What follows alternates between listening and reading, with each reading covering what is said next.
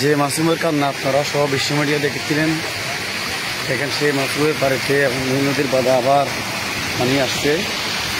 এবার হয়তো যে টিনের চাল দেখা গেছিল ওই চালও থাকবে না। এই পানির স্রোত দেখেন, বাড়িতে পানির স্রোত ক্রমান্বয়ে বাড়তেছে শুধু আধা ঘন্টার ব্যবধানে।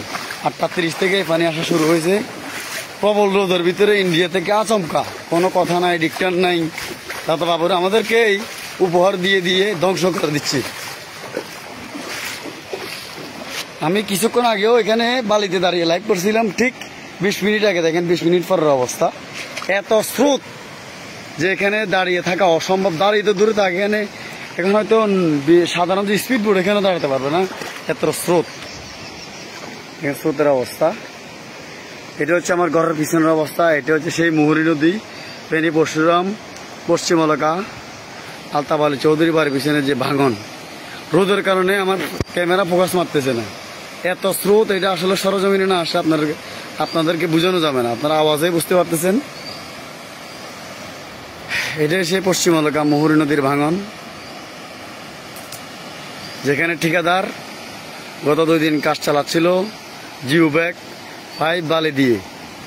ঠিকাদারের নিজের নিরাপত্তা নাই, তার জিনিসপাতি অলরেডি নিয়ে গেছে এবং 2টা মেশিন সহ খুঁজে পাচ্ছেন এখনো। তার লোকজন একটু আগে দেখতেছি খুঁজছে। এ হচ্ছে অবস্থা। আপনারা দেশের মানুষ, ফেনীবাসীর মানুষ, আপনারাই বলেন এ জিও ব্যাগ কি টেকসই বেরিবাদের কোনো নমুনা হতে পারে? জিও ব্যাগ তো অলরেডি কয়েকটা বিছানো হয়েছিল এখানে, ঠিকছে, সব নিয়ে গেছে। কোনো ডিক্টার ছাড়াই, কোনো বৃষ্টি ছাড়াই যদি জিও ব্যাগ নিয়ে যায়, তাহলে বৃষ্টির পর কি অবস্থা হবে আপনারা বিচার করবেন। এই যে ওই যে এতক্ষণ দেখাছিলাম হচ্ছে যেটা এলাকা পশ্চিম এলাকার দিকে যাইতেছিল, এই যে আরেকটা ভাগ, আরেকটা শাখা, এটা হচ্ছে নোয়াপুরের দিকে যাইতেছে। এখানে স্রোত, এত স্রোত যে ক্রমান্বয়ে বাড়তেছে, এখানে আর 5 মিনিট পরে দাঁড়িয়ে থাকা অসম্ভব হবে। ভয়াল স্রোত যে প্রশাসন আপনাদের দৃষ্টি আকর্ষণ করছে, আপনারা 1 মিনিট আসে দাঁড়ান, আমাদের যে অনুভূতিটা একটু আপনারা বুঝবেন। জাহাজারে যা কেন করতেছি আমরা, বারবার আপনাদের কাছে কেন আর্তনাদ করতেছি, দেখেন একটু বোঝার চেষ্টা করেন। এই যে জিও ব্যাগ গত 2024 সালের শুরুতে যে ভাঙনাটা ভাঙছিল, 23 সালে লাস্টে ডিসেম্বরে, এটা জিও ব্যাগ দিয়ে ভাঙা হয়েছিল, ওটাও চলে গেছে। এটা যদি উদাহরণ না নিয়ে আপনারা এইটাকে স্থায়ীভাবে বেরিবাদের ব্যবস্থা করতে না পারেন, এর চেয়ে দুঃখজনক, নেককারজনক 18 কোটি মানুষের সাথে থামাশা এ আর হতে পারে না। এই সাধারণ জিও ব্যাগ এবং 5 মেশিন সবই ছিল ঠিক 12 ঘন্টা আগে। আপনারা গতকাল আমার লাইভে দেখেছেন হয়তো। সব ঠিকাদারের নিজের নিরাপত্তা নাই, সবগুলো নিয়ে গেছে, জিও ব্যাগ সহ 5 সহ মেশিন সহ সব নিয়ে গেছে, কিচ্ছু নেই। তাহলে এখানে বসবাস করা কি সম্ভব? আল্লাহর বাস্তে আমাদেরকে অন্যত্র সরিয়ে নেন, রোহিঙ্গাদের সাথে একসাথ করে দেন। তারা নিরাপদে যেভাবে আছে, দিন শেষে ঘরে নিরাপদে থাকে, এমনকি নিরাপত্তা বাহিনীর প্রবলয় যেভাবে নিরাপদে থাকে আমরা ওইভাবে থাকতে পারবো। আল্লাহর বাস্তে আমাদেরকে অন্যত্র সরিয়ে নেন, আমাদের দেয়ালে ভিড় ঠেকে গেছে, আর পাচ্ছি না আমরা।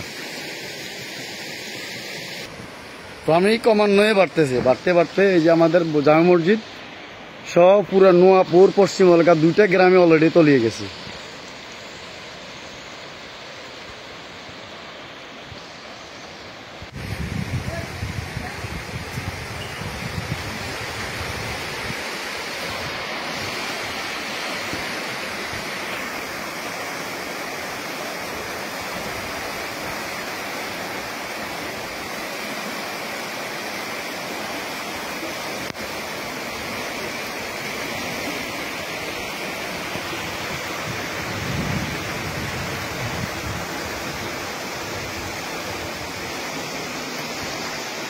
এটা হচ্ছে 2023 সালের জিও ব্যাগের ভাঙন, তার 20 ফিট উত্তরে সবচেয়ে বড় ভাঙনটা।